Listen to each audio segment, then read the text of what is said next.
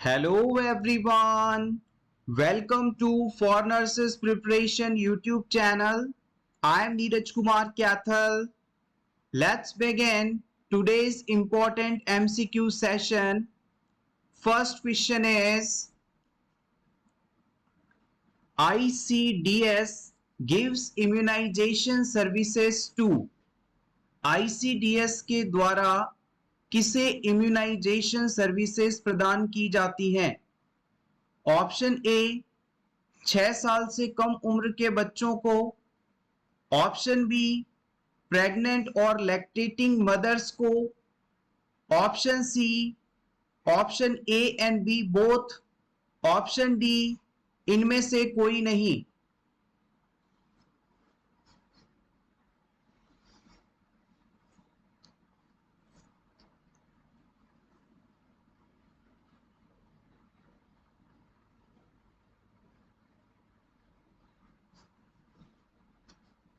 The right answer is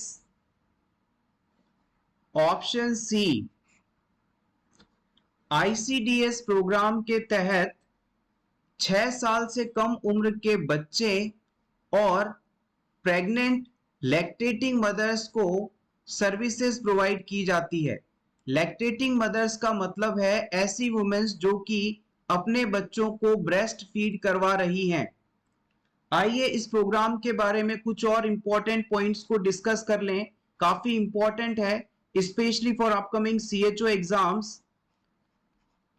ICDS का full form क्या होता है?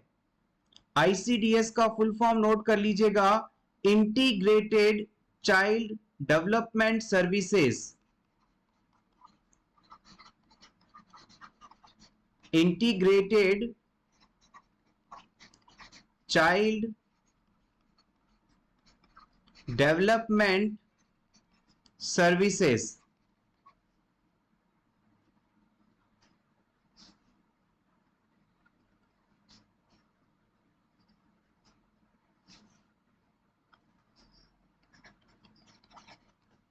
अब सेकंड बात यह आती है कि इस प्रोग्राम को लॉन्च कब किया गया था?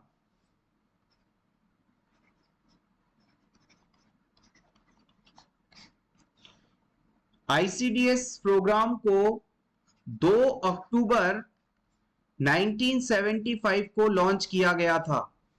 आईसीडीएस प्रोग्राम का फुल फॉर्म है इंटीग्रेटेड चाइल्ड डेवलपमेंट सर्विसेज और इसे 2 अक्टूबर 1975 को लॉन्च किया गया था। अब इस प्रोग्राम में बेनिफिशियरी कौन कौन होते हैं यह भी नोट कर लीजिए।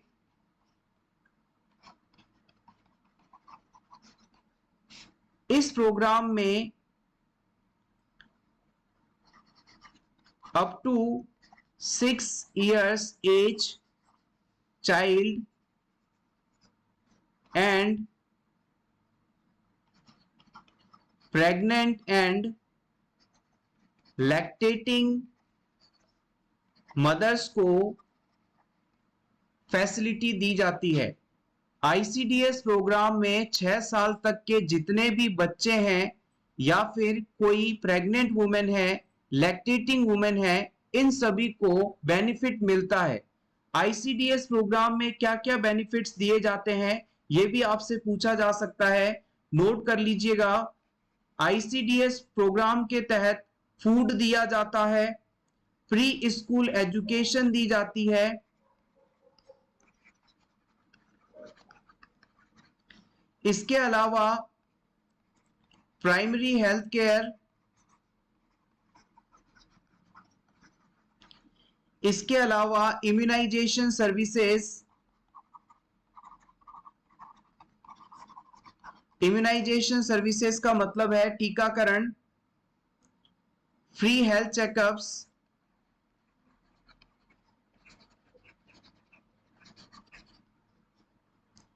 Referral services. अगर कोई सीरियस पेशेंट यदि आ जाए, कोई सीरियस डिजीज बच्चा या प्रेग्नेंट वुमेन आ जाए तो उसे रेफरल की सुविधाएं भी आईसीडीएस के अंतर्गत दी जाती हैं। इसके अलावा एक पॉइंट और याद रखिएगा, आंगनवाड़ी सेंटर्स और आंगनवाड़ी वर्कर्स जो हैं, ये कॉन्सेप्ट भी आईसीडीएस के द्वारा ही इंक्लूड किया गया था। जितने भी आंगनवाड़ी सेंटर्स खुले हैं, उनमें जितने भी आंगनवाड़ी वर्कर्स काम करते हैं, ये आंगनवाड़ी का जो कॉन्सेप्ट है, ये आईसीडीएस स्कीम के तहत ही आया था। Next question, in which disease patient walk in bent posture? इनमें से कौन सी डिजीज होने पर व्यक्ति बेंट पोस्चर में मूव करता है, झुककर चलता है? Malaria, chikungunya, filaria, dengue?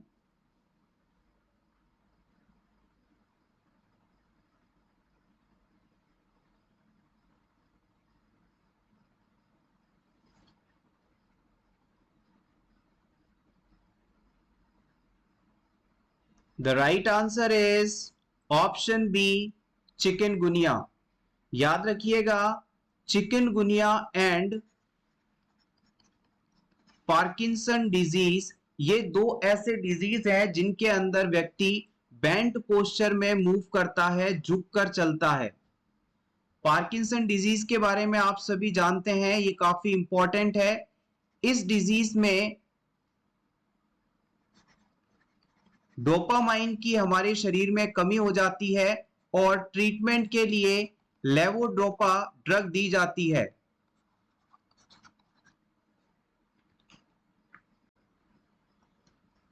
Malaria disease के बारे में आप सभी जानते हैं, ये एक पैरासाइट प्लाज्मोडियम के द्वारा होने वाला डिजीज है, जो कि फीमेल एनाफ्लीज मॉस्किटो द्वारा ट्रांसमिट होता है। फाइलेरिया डिजीज, जिसे आप फील पांव या हाथी पांव के नाम से जानते हैं, ये वुचेरेरिया बैंक्रॉफ्टी नामक कॉज के द्वारा ट्रांसमिट होता है।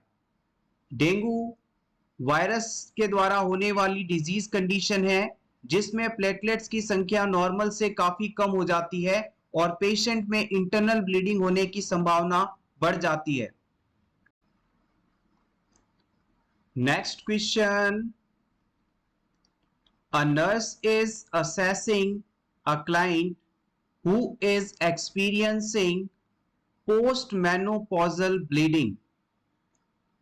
The tentative diagnosis is endometrial cancer.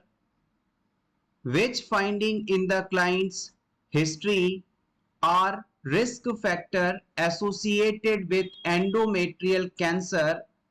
Select all that may apply. इस क्वेश्चन में एक से ज्यादा सही आंसर्स हैं। एक पेशेंट जिसे मेनोपॉज होने के बाद भी वेजाइनल ब्लीडिंग हो रही है, अनुमान लगाया जाता है कि इस क्लाइंट को एंडोमेट्रियल कैंसर हो सकता है।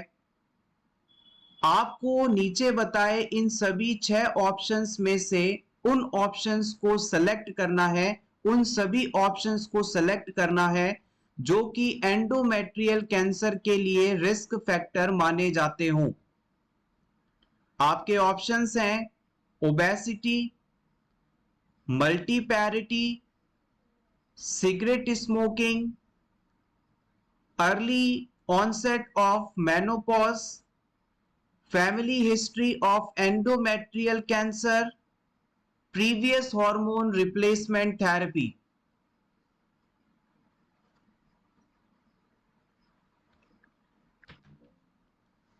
आइए वन बाय वन इन सभी ऑप्शंस की बात कर लेते हैं। बहुत ही इंपॉर्टेंट क्वेश्चन है।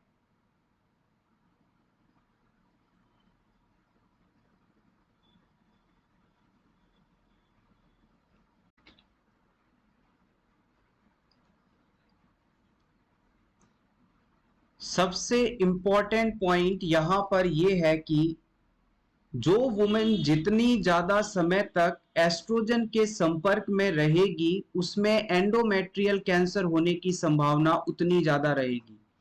Increase oestrogen, increase endometrial cancer.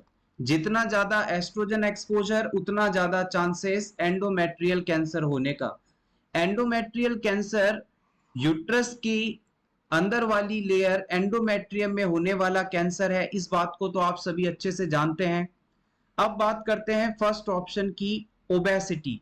जो लोग बहुत ज्यादा ओबेस होते हैं उनके अंदर एडिपोज सेल्स ज्यादा होती हैं। जो लोग बहुत ज्यादा ओबेस होते हैं उनमें एडिपोज सेल्स ज्यादा होती हैं, उनका साइज भी बड़ा होता है और एडिपोज सेल्स के अंदर अधिक मात्रा में एस्ट्रोजन का स्टोरेज किया जाता है। मतलब कि एस्ट्रोजन का ज्यादा एक्सपोजर, इंक्रीज एक्सपोजर। तो इसका मतलब है कि अगर कोई वुमेन ओबेस है तो उसके अंदर एंडोमेट्रियल कैंसर होने की रिस्क बढ़ जाती है। सो ऑप्शन 1 बिल्कुल सही माना जाएगा। अब हम बात करते हैं सेकंड ऑप्शन की, मल्टी पैरिटी। अगर कोई वुमेन कई बार प्रेग्नेंट हुई है तो प्रेगनेंसी के दौरान जो एक्सपोजर होता है वो डिक्रीज हो जाता है एस्ट्रोजन के लिए। अगर कोई वुमेन प्रेग्नेंट है तो उसमें एस्ट्रोजन का जो मात्रा है वो कम हो जाती है, तो यहां पर डिक्रीज चांसेस होते हैं कि वुमेन को एंडोमेट्रियल कैंसर हो। सो ऑप्शन 2 को हम सही नहीं मानेंगे।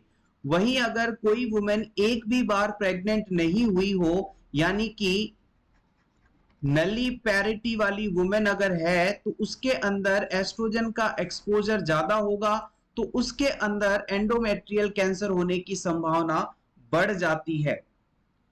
नेक्स्ट ऑप्शन की बात करें तो सिगरेट स्मोकिंग का कोई डायरेक्ट कनेक्शन एंडोमेट्रियल कैंसर से नहीं होता। No connection seen endometrial cancer and cigarette smoking. Next अब बात करते हैं फोर्थ ऑप्शन की। अगर किसी वुमेन को अर्ली मेनोपॉज हो जाए, अगर किसी वुमेन को जल्दी मेनोपॉज हो जाता है तो इस सिचुएशन में एस्ट्रोजन का एक्सपोजर डिक्रीज रहेगा, कम रहेगा। तो इससे हम कह सकते हैं कि यहां पर एंडोमेट्रियल कैंसर नहीं होगा। जब भी वुमेन को मेंस्ट्रुअल साइकिल शुरू होता है, सेकेंडरी सेक्सुअल कैरेक्टरिस्टिक्स डेवलप होते हैं, उसी समय एस्ट्रोजन भी पाया जाता है शरीर के अंदर। और जैसे ही वुमेन को मेनोपॉज हुआ, यानी कि मेंस्ट्रुअल साइकिल रुक गया, उस समय एस्ट्रोजन की मात्रा घट जाती है। तो हम कह सकते हैं कि अगर वुमेन को अर्ली ऑनसेट ऑफ मेनोपॉज हुआ, यानी जल्दी मेनोपॉज हो गया, तो वहां पर एंडोमेट्रियल कैंसर होने की संभावना घट जाती है। वहीं अगर लेट मेनोपॉज होता है, यानी ज्यादा समय तक वुमेन का मेंस्ट्रुअल साइकिल चलता रहता है, तो उस सिचुएशन में एस्ट्रोजन हार्मोन से एक्सपोजर टाइम बढ़ेगा और वहां पर वुमेन के अंदर एंडोमेट्रियल कैंसर होने की संभावना बढ़ जाएगी। नेक्स्ट हम बात करते हैं family history of endometrial cancer. देखिएगा, एंडोमेट्रियल कैंसर की यदि फैमिली हिस्ट्री है तो यहां पर एंडोमेट्रियल कैंसर होने की संभावना बढ़ जाती है। तो ऑप्शन 5 को हम सही मान सकते हैं। लास्ट ऑप्शन है आपका प्रीवियस हार्मोन रिप्लेसमेंट थेरेपी। अगर किसी पेशेंट को आपने हार्मोनल रिप्लेसमेंट थेरेपी दिलवाई है, एचआरटी ट्रीटमेंट दिलवाया है, तो उसके अंदर कहीं ना कहीं आपने एस्ट्रोजन भी दिया है। और हम इस बात को शुरू से ही आपसे बता रहे हैं कि अगर एस्ट्रोजन का एक्सपोजर मिलेगा, ज्यादा एस्ट्रोजन हार्मोन के संपर्क में वुमेन आएगी, तो उसके अंदर एंडोमेट्रियल कैंसर होने की संभावना भी बढ़ जाएगी। तो यहां पर इन ऑप्शंस के अकॉर्डिंग ऑप्शन 1, ऑप्शन 5, ऑप्शन 6 ये सभी कॉज हैं जिनके कारण वुमेन के अंदर एंडोमेट्रियल कैंसर हो सकता है। Option A obesity, family history and hormonal replacement therapy, ये सभी ऑप्शन सही हैं। Next question, a mother of a child with bronchial asthma tells the nurse that the child wants a pet.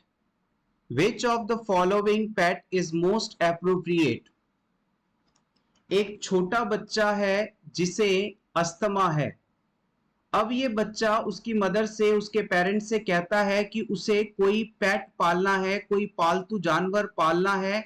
तो नीचे बताए ऑप्शंस में से कौन से पेट को आप इस अस्थमैटिक चाइल्ड को पालने के लिए अलाउ कर सकते हैं?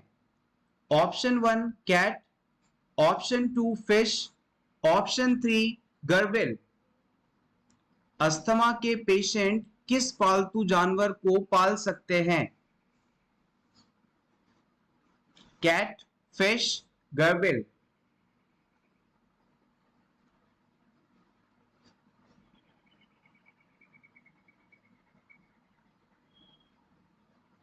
The right answer is option 2 is fish. इस क्वेश्चन के एक्सप्लेनेशन में बात की जाए तो सबसे पहले आपको इस चीज की जानकारी होनी चाहिए कि एक्चुअली अस्थमा क्या है और अस्थमैटिक अटैक के समय होता क्या है। जब भी किसी क्लाइंट को किसी पर्टिकुलर चीज से एलर्जी होती है, जैसे ही वो व्यक्ति उस एलर्जी प्रोड्यूसिंग सब्सटेंस के कांटेक्ट में आता है तो तुरंत उसके शरीर में रिएक्शंस डेवलप हो जाती हैं और उसके एयरवे में एक्सेसिव सिक्रीशन सिक्रीट होते हैं। एयरवे जो है सिक्रीशंस के कारण, इन्फ्लामेशन के कारण ब्लॉक होने लगता है और पर्सन को सांस लेने में तकलीफ होती है। मान लीजिए किसी पर्सन को डस्ट से एलर्जी है और वो अचानक डस्ट या मिट्टी के कांटेक्ट में आया, जैसे ही बॉडी डस्ट के कांटेक्ट में आई तुरंत एलर्जिक रिएक्शन शुरू हुई और अब ये पेशेंट का एयरवे है, इसके अंदर एक्सेसिव सिक्रीशन शुरू हो जाएंगे। यहाँ की जो लेयर है उसमें इन्फ्लामेशन आने लगेगा और इसके कारण अब ये जो रेस्पिरेटरी ट्रैक्ट था पहले काफी ज्यादा वाइड और ओपन था, लेकिन एलर्जिक रिस्पॉन्स के समय इन्फ्लामेशन के कारण ये स्पेस काफी कम रह जाएगा और पेशेंट के अंदर बहुत ही कम मात्रा में एयर अब यहां से लंग्स तक पास हो पाएगी। तो ऐसा होने पर पेशेंट को रेस्पिरेशन रिलेटेड डिफिकल्टीज होने लगती हैं। यही कंडीशन अस्थमा कहलाता है। अस्थमा के पेशेंट्स को हम जनरली किसी भी प्रकार के पेट को पालने से मना करते हैं, पालतू जानवर को पालने से मना करते हैं, क्योंकि पालतू जानवरों के ऊपर फीदर्स पाए जाते हैं, फर पाए जाते हैं और इन फीदर्स के संपर्क में आने पर ज्यादातर अस्थमैटिक पेशेंट के अंदर अस्थमा अटैक आ सकता है। तो इस अस्थमैटिक अटैक से पेशेंट को बचाने के लिए किसी भी पालतू जानवर को पालने से मना किया जाता है। तो याद रखिएगा, अगर आपको एग्जामिनर इन तीन में से एक को सेलेक्ट करने के लिए कहे तो आप फिश को सेलेक्ट कर सकते हैं, क्योंकि फिश के कांटेक्ट में जनरली पर्सन डायरेक्टली नहीं आता। लेकिन आपको इस बात का ख्याल रखना होगा कि फिश टैंक में किसी भी प्रकार से मोल्ड्स की प्रेजेंस ना हो। अगर मोल्ड्स वहां प्रेजेंस हुए तो अस्थमैटिक पेशेंट के लिए ये चीज घातक हो सकती है। इसलिए उन्हें एडवाइस की जाएगी कि आप फिश को पाल सकते हैं, लेकिन फिश टैंक को आप रेगुलरली क्लीन करें, रेगुलरली इसे क्लीन रखें, अदरवाइज मोल्ड्स डेवलप हो सकते हैं। कैट के अंदर फीदर्स पाए जाते हैं, फर पाए जाते हैं, इसलिए हम इसे नहीं पाल सकते। यहाँ पर ऑप्शन 3 के अंदर गर्बिल नाम का एक एनिमल दिया गया है। ये देखने में एक छोटे चूहे जैसा होता है, लेकिन इसके पैर काफी लंबे होते हैं। इसे भी विदेशों में लोग पालते हैं। So option 2 is correct here. Next question, the suture line between two parietal bones। हमारे स्कल में जो दो पैराइटल बोन्स पाई जाती हैं उनके बीच जो सूचर होता है उसे किस नाम से जाना जाता है? फ्रंटल या सेजाइटल?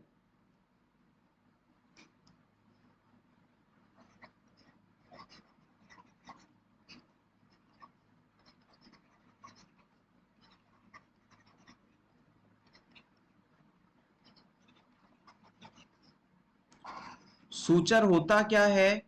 सूचर वह स्ट्रक्चर है जो कि दो बोन्स को आपस में जोड़ती है। आइए यहां पर एक रफ स्कल का डायग्राम बना लेते हैं, क्रेनियम का डायग्राम बना लेते हैं, जिससे आपको इन सूचर्स को समझने में आसानी होगी। जैसे कि मान लीजिए ये हेड है, इसे आप ऊपर से देख रहे हैं। यहां पर ये दो पैराइटल बोन्स हैं। आप अपने सर पर लेफ्ट और राइट साइड में अगर टच करेंगे तो जो बोन आपको दिखाई देगी वो पैराइटल बोन है। This is left parietal bone and this is the right parietal bone. Right और लेफ्ट पैराइटल बोन के बीच में जो सूचर लाइन प्रेजेंट है उसका नाम आपको बताना है। ये वाली जो सूचर लाइन है इसका नाम आपको बताना है, जो ब्लैक कलर से मैंने ड्रॉ की है। यस, बिल्कुल सही है। इसे आप सेजाइटल सूचर के नाम से जानते हैं। दो पैराइटल बोन्स के बीच में जो सूचर लाइन आप यहां देख रहे हैं, this is called the sagittal suture. Remaining sutures के बारे में भी क्विकली बात कर लेते हैं, काफी इंपॉर्टेंट है, यहां से अक्सर क्वेश्चंस पूछे जाते हैं।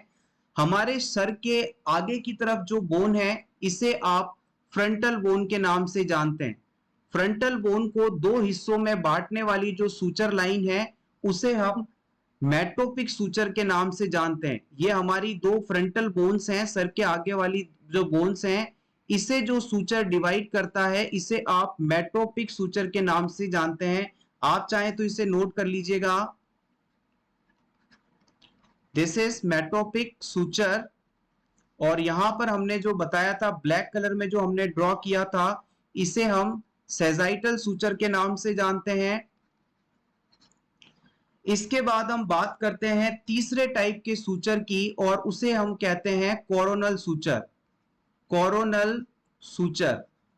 कोरोनल सूचर आपकी फ्रंटल और पैराइटल बोन को आपस में जोड़ने का काम करता है, और ये ईयर टू ईयर आपस में फैला रहता है। एक कान से दूसरे कान की तरफ सर के ऊपर से होते हुए गुजरने वाला सूचर, जो कि फ्रंटल और पैराइटल बोन को आपस में कनेक्ट करता हो, कोरोनल सूचर कहलाता है। इस डायग्राम में देखिए, लेफ्ट ईयर से शुरू होकर राइट ईयर तक फैला हुआ सूचर, ये आपकी फ्रंटल बोन और पैराइटल बोन दोनों को आपस में जोड़ रहा है। फ्रंटल बोन और पैराइटल बोन को आपस में जोड़ने वाला ये सूचर कोरोनल सूचर के नाम से जाना जाता है। इसके बाद आखिरी सूचर आता है जिसे हम लैम्डोइड सूचर के नाम से जानते हैं। लैम्डोइडल सूचर। ये सूचर ऑक्सीपिटल बोन को पैराइटल बोन से जोड़ने के लिए हेल्प करता है। यहां पर मैं इसे ड्रॉ कर रहा हूं। आपकी पैराइटल बोन्स को पीछे की तरफ गर्दन में नीचे की तरफ मौजूद ऑक्सीपिटल एरिया से ऑक्सीपिटल बोन से कनेक्ट करने वाले सूचर को हम लैम्डोइडल सूचर के नाम से जानते हैं। अगर इसी डायग्राम के अंदर मैं आपको एक चीज और बताना चाहूं, तो यहां पर जो मैं एरिया ड्रॉ कर रहा हूं इसे गौर से देखिएगा। This is called the anterior fontanelle. बच्चे के सर में आगे की तरफ एंटीरियर फोंटेनल पाया जाता है। ये डायमंड शेप होता है और लगभग 1.5 साल की उम्र पर क्लोज होता है। ये जो मैंने ब्लू कलर से बनाया है, दिस इज द एंटीरियर फोंटेनल। आप चाहें तो इसे नोट कर लें, एग्जाम में ये चीज कई बार पूछी जाती है। और इसी के जस्ट पीछे की तरफ एक ट्रायंगुलर शेप का फोंटेनल पाया जाता है, इसे हम लैम्डोइडल फोंटेनल या ट्रायंगुलर फोंटेनल के नाम से जानते हैं। सिंपली याद रखें तो आप इसे नोट कर लीजिए, posterior fontanelle. This is called posterior fontanelle, और ये 1.5 महीने की उम्र पर क्लोज होता है। It is closed eight 1.5 months and anterior fontanel closes at around 1.5 years. आप चाहें तो इसका स्क्रीनशॉट ले लीजिएगा। ये सभी चीजें प्रीवियस एग्जाम में कई बार पूछी गई हैं, इंपॉर्टेंट हैं। होपफुली ये सूचर और क्रेनियल बोन्स का ये पोर्शन अब आपको याद हो चुका है। Next question, sudden infant death syndrome SIDS most commonly affects infants of which age? Sudden infant death syndrome मुख्य रूप से किस उम्र के बच्चों को सबसे ज्यादा प्रभावित करता है? 2 से 3 महीने की उम्र, 3 से 9 महीने की उम्र, 12 महीने की उम्र या किसी भी एज के बच्चों को?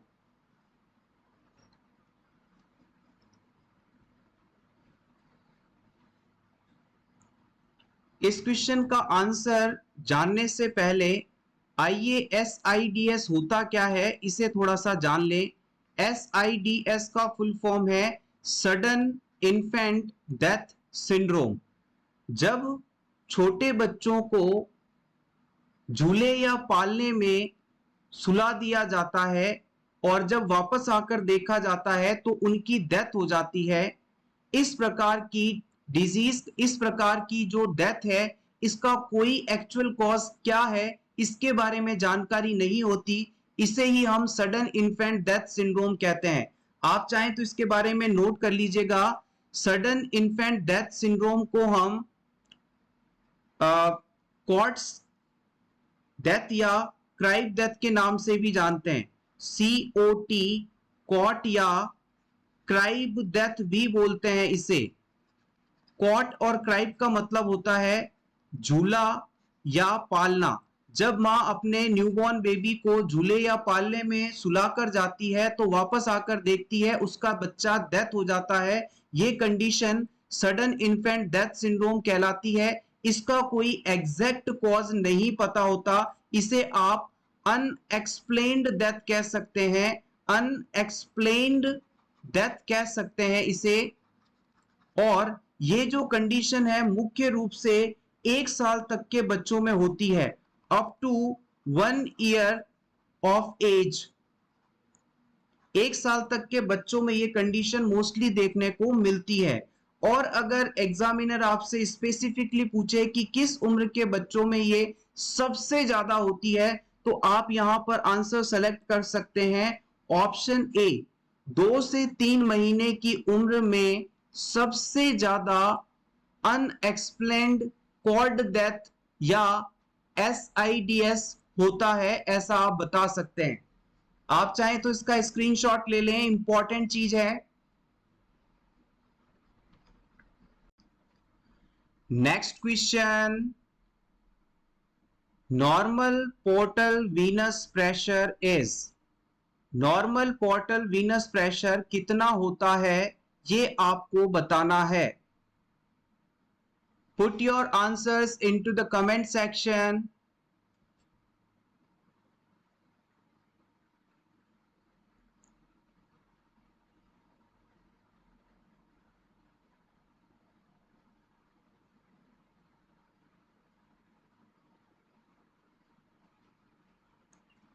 यस, आप बिल्कुल सही हैं। Option A is correct here. Normal portal Venus pressure 5 से 10 mm ऑफ Hg के बीच होता है। आइए इसके बारे में कुछ इंपॉर्टेंट पॉइंट्स को जान लें। आपकी जो इंटेस्टाइन है, आपका जो स्प्लीन है, आपका जो पैंक्रियाज है, आपका जो गॉल ब्लैडर है, इन सभी से ब्लड को लेकर जो ब्लड वेसल्स लीवर में जाती है उसे हम हेपेटिक पोर्टल वेन के नाम से जानते हैं। किस नाम से जानते हैं? Hepatic portal vein. एक बार फिर से देखिएगा, आपके इंटेस्टाइन, स्प्लीन, पैंक्रियास और गॉल ब्लैडर से ब्लड को लेकर जो ब्लड वेसल लीवर में जाती है उसे हम हेपेटिक पोर्टल वेन के नाम से जानते हैं। और इस ब्लड वेसल के अंदर जितना प्रेशर होता है उसे ही हम पोर्टल वीनस प्रेशर के नाम से जानते हैं। इस वेन के अंदर जितना भी प्रेशर होता है उसे हम पोर्टल वीनस प्रेशर के नाम से जानते हैं। होपफुली अब आप इस चीज को नहीं भूलेंगे। जब ये पोर्टल वीनस प्रेशर 5 से 10 mm ऑफ Hg के बीच होता है तो इसे हम नॉर्मल मानते हैं। अगर किसी कारण से ये normal pressure 10 mm of Hg की तुलना में ज्यादा हो जाए तो ये कंडीशन पोर्टल हाइपरटेंशन के नाम से जानी जाती है। और पोर्टल हाइपरटेंशन होने पर ईसोफेगस के लोअर एरिया में डिस्टल पार्ट के अंदर स्टमक के करीब वाले हिस्से में ब्लीडिंग होने लगती है और इस सिचुएशन के बाद हेमेटेमेसिस कंडीशन देखने को मिलती है, यानी पेशेंट को वॉमिटिंग में ब्लड आने लगता है। Hopefully this is clear. आप चाहें तो इसे नोट कर लें या इसका स्क्रीनशॉट ले लें अपने रिवीजन के लिए।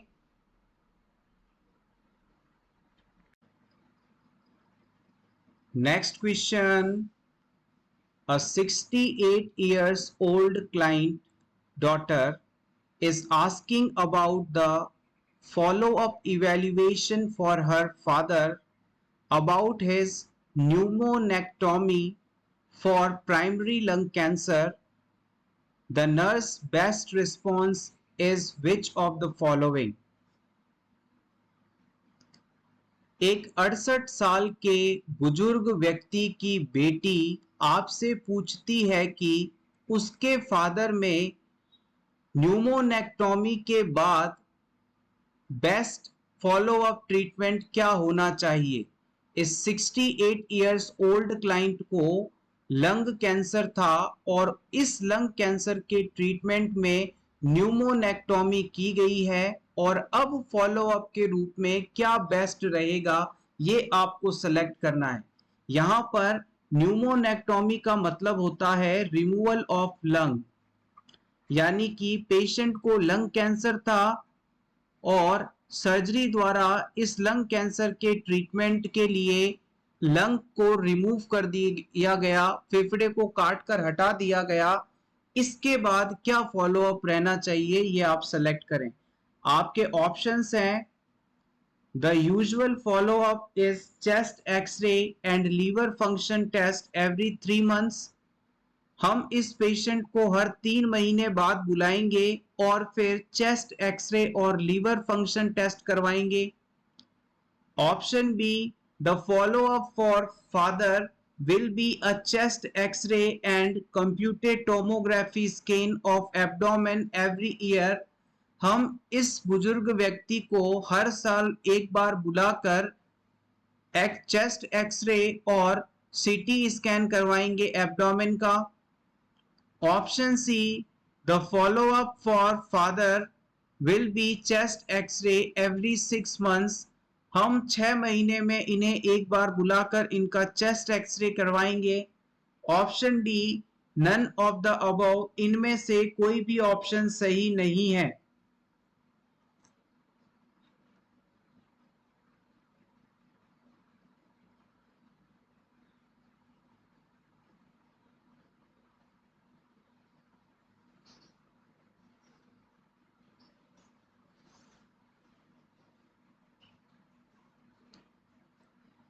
The right answer is option C.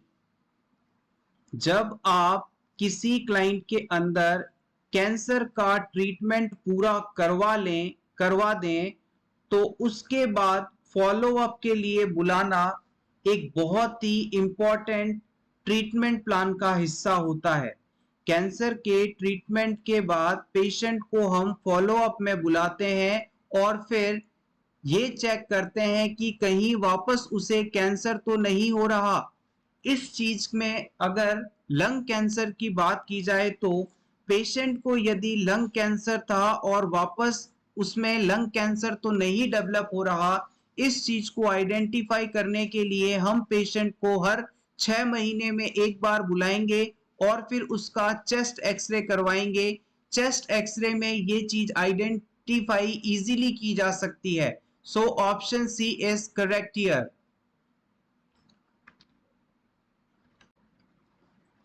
Next question, normal PR interval in ECG is.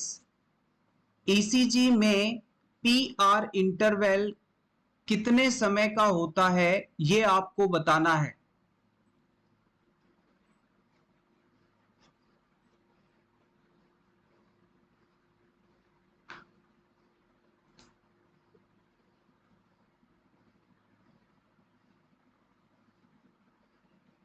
Yes exactly, आपका आंसर बिल्कुल सही है। Option D is right here.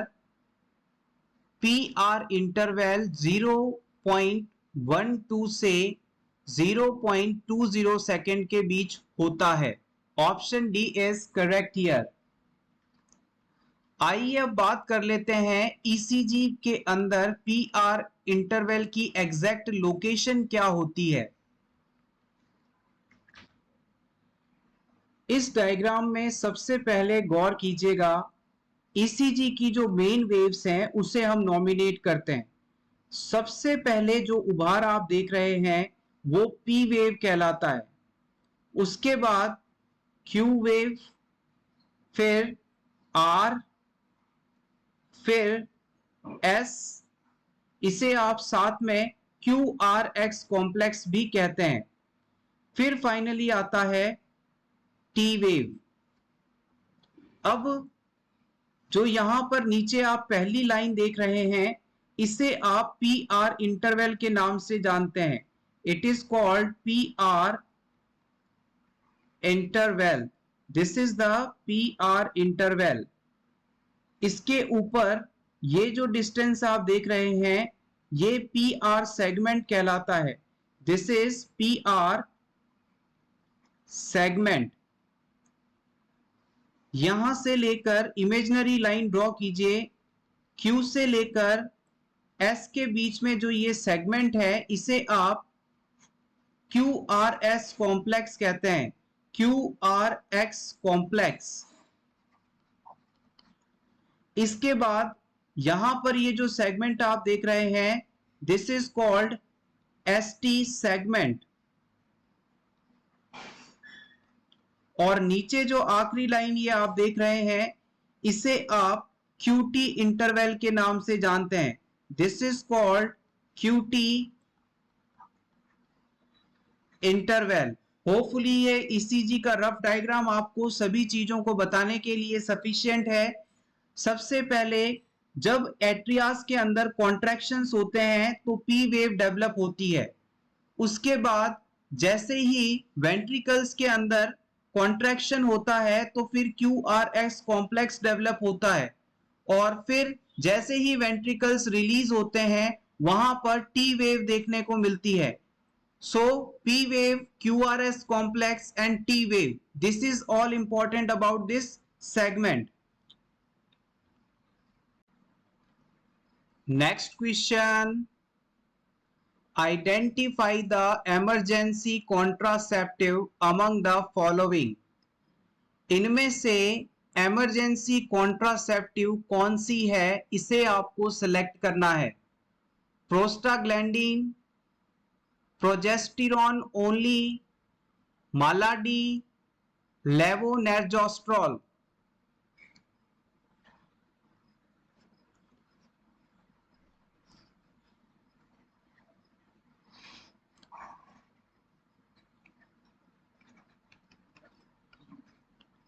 The right answer is option D, it is लेवोनॉर्जेस्ट्रॉल।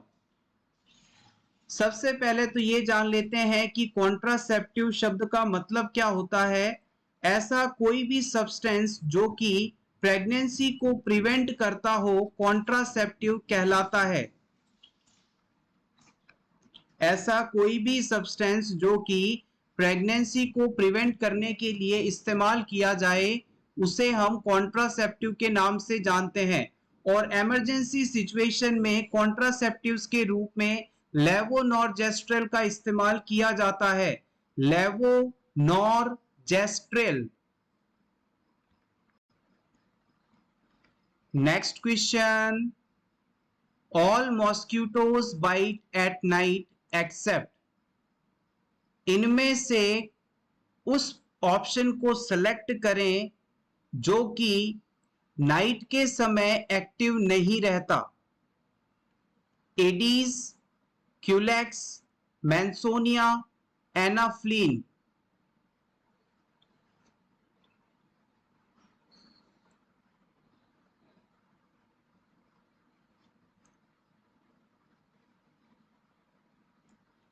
The right answer is option A, Aedes mosquito. याद रखिएगा, Culex, Mansonia, Anopheles, ये सभी mosquitoes रात के समय एक्टिव होते हैं, रात के समय बाइट करते हैं, यानी रात को ये काटते हैं। जबकि एडीज इजिप्टी, इसका पूरा नाम नोट कर लीजिएगा, एडीज इजिप्टी जो मॉस्किटो है, इसे आप डे बाइटिंग मॉस्किटो के नाम से जानते हैं, यानी कि ये मच्छर दिन के समय ज्यादा एक्टिव रहता है। सनराइज होने के 2 घंटे तक और सनसेट होने से कई घंटे पहले ये मॉस्किटो एक्टिवेट हो जाते हैं और बाइटिंग शुरू कर देते हैं। एडीज इजिप्टी मॉस्किटो घरों के अंदर रहते हैं। घर के अंदर उन स्थानों पर ये सबसे ज्यादा रहेंगे जहां पर डार्कनेस हो, अंधेरा हो, क्लोज स्पेस हो। एग्जाम में एडीज इजिप्टी से कौन कौन से डिजीज ट्रांसमिट किए जा सकते हैं, इस चीज को भी प्रीवियसली पूछा गया है, तो आप नोट कर लीजिएगा। एडीज इजिप्टी मॉस्किटो के द्वारा dengue, yellow fever, chikungunya,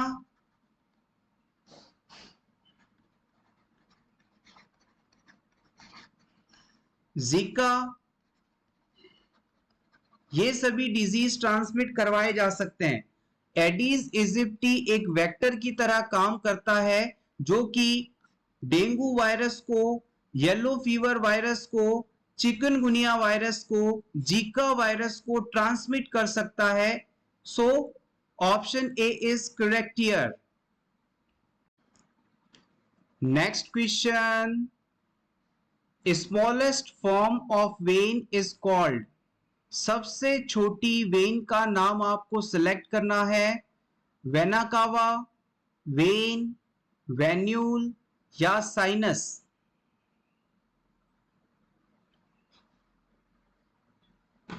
the right answer is option C, it is venule.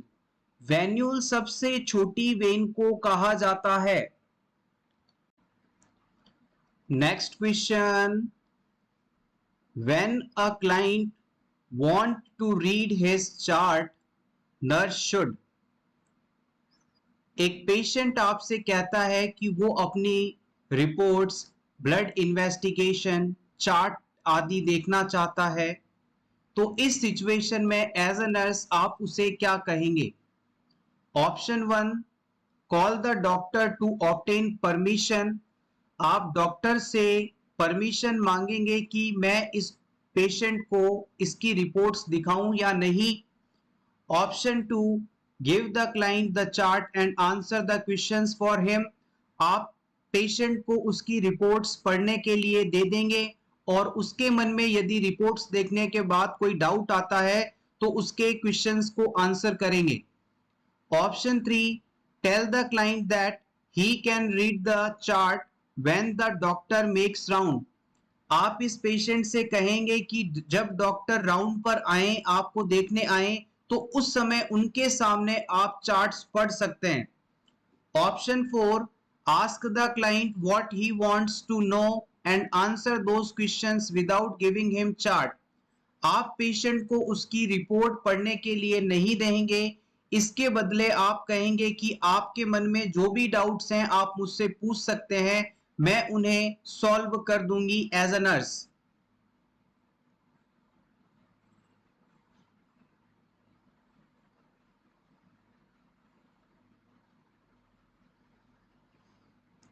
The right answer is option 2।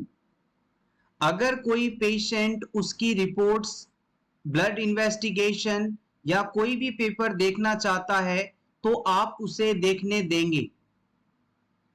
आपने नर्स के रोल में एक रोल पढ़ा था, work as a advocate.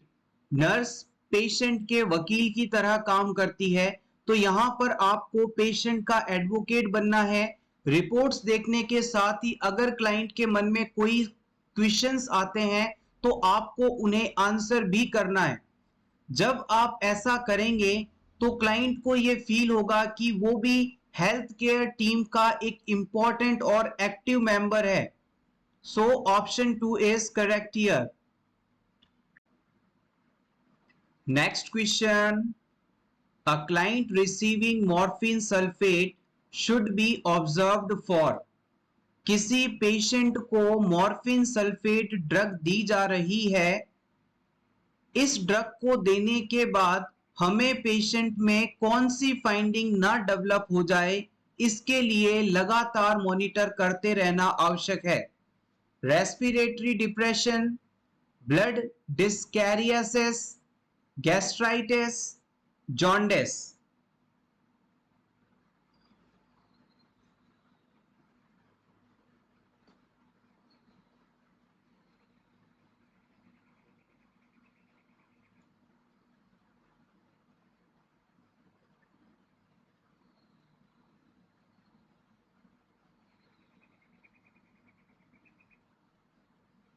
The right answer is option A, respiratory depression.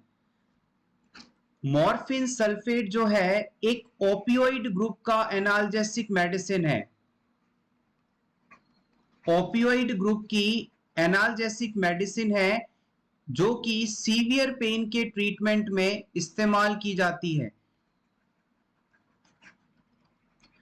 अगर आप इस opioid group की मॉर्फिन सल्फेट ड्रग को देते हैं तो इससे जो क्लाइंट के मसल्स हैं वो रिलैक्स हो जाते हैं, और मसल्स के रिलैक्स होने के कारण जो रेस्पिरेटरी मसल्स हैं वो रेस्पिरेशन नहीं करवा पाते और क्लाइंट में रेस्पिरेशन डिप्रेशन हो सकता है. आपने सुना होगा कि कई बार मॉर्फिन की ओवरडोज के कारण पेशेंट की डेथ हो गई. तो उस सिचुएशन में पेशेंट जब नॉर्मल से ज्यादा डोज ले लेता है मॉर्फिन सल्फेट की तो उसमें रेस्पिरेटरी मसल्स अचानक रिलैक्स हो जाते हैं और पर्सन के अंदर ब्रीथिंग प्रोसेस कंप्लीट नहीं हो पाता और पर्सन की डेथ हो जाती है. तो हमें इस चीज के लिए अलर्ट रहना है. जब भी पेशेंट को मॉर्फिन दिया जा रहा हो तो कंटिन्यूअसली उसमें रेस्पिरेशन रेट कितना है इसे चेक करते रहना है. Next question. What is the name of the process by which the cervix become thin and indistinct from the body of the uterus? आपको उस प्रोसेस का नाम बताना है जिसमें सर्विक्स पतली हो जाती है और छोटी हो जाती है. Option A dilation, option B attitude, option C effacement, option D transition.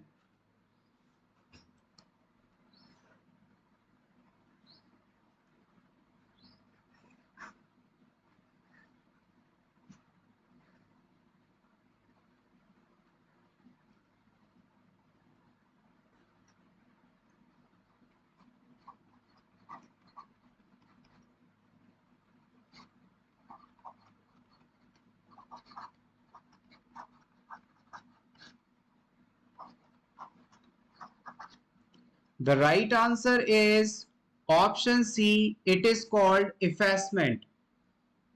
Labour process के दौरान, डिलीवरी प्रोसेस के दौरान सर्विक्स का छोटा और पतला होना एफेसमेंट कहलाता है.